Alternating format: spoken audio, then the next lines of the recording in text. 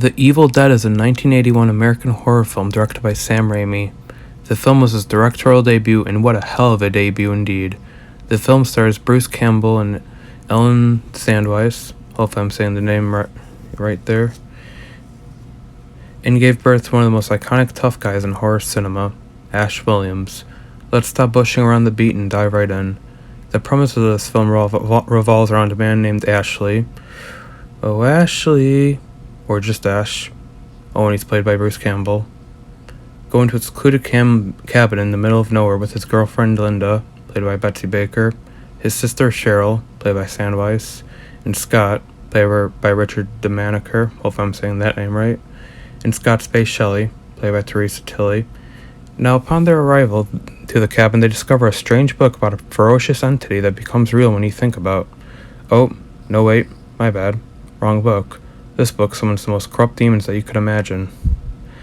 Things take a turn for the worse when the gang finds an audiobook with a written piece, and it inadvertently angers the demons via a spell that tape reads aloud, and Cheryl is attacked sexually, content warning, by demon-infested trees.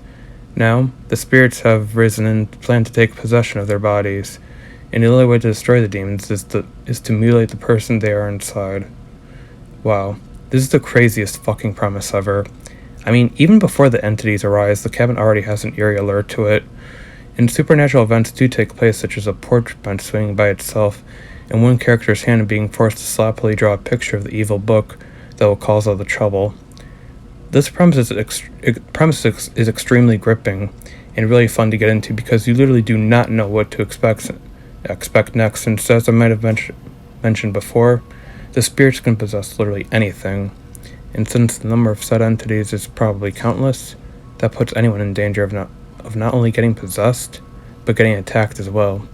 And given that scene between Cheryl and the tree, along with the POV shots from within the woods almost become a character themselves, given how hell-bent they seem on making sure none of the characters leave the cabin alive. And when people get possessed in this film, they completely transform beyond recognition. I give premise an A. It is absolutely fucked up in all the best ways. And now acting. Bruce Campbell's performance as Ash was a lot of fun to watch. He had this sense of curiosity to him that made you want to discover all of this evil shit with him, but at the same time makes you feel kind of cautious due to the fact that not only was curiosity part of what got them into all of this, but also since the entities are extremely unpredictable and seem to attack at any time. However, he demonstrates a true determination to survive, which I think that's what fans love about him the most. How hard it is for Ash to give into defeat.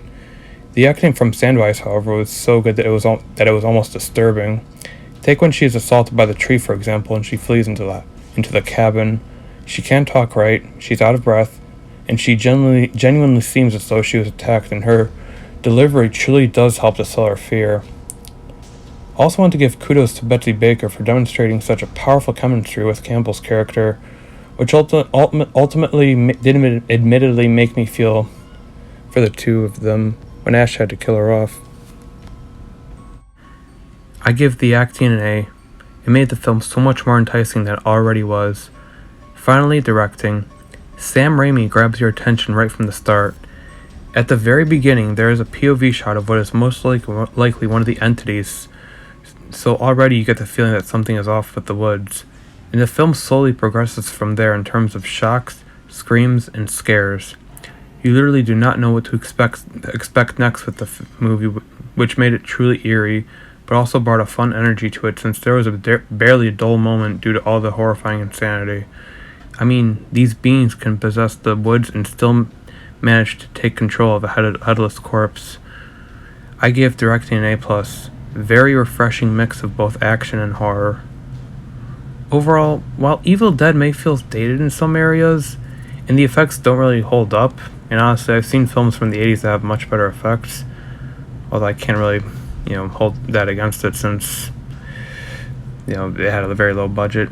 But honestly, I really do think that the very low quality of it ended up helping it as opposed to hurting it. The low quality of this film really did help give it a very haunting atmosphere that really brings you into the world of the film. And despite the low budget and despite how fake the effects may seem, they were still very cool to see on screen regardless. I personally wish Raimi would direct another horror flick. I give The Evil Dead an A-. It was a lot of fun and there was not a single moment where it felt like it dragged. Very solid horror classic with a lot of energy. Thank you for watching and don't forget to like and sub for more content.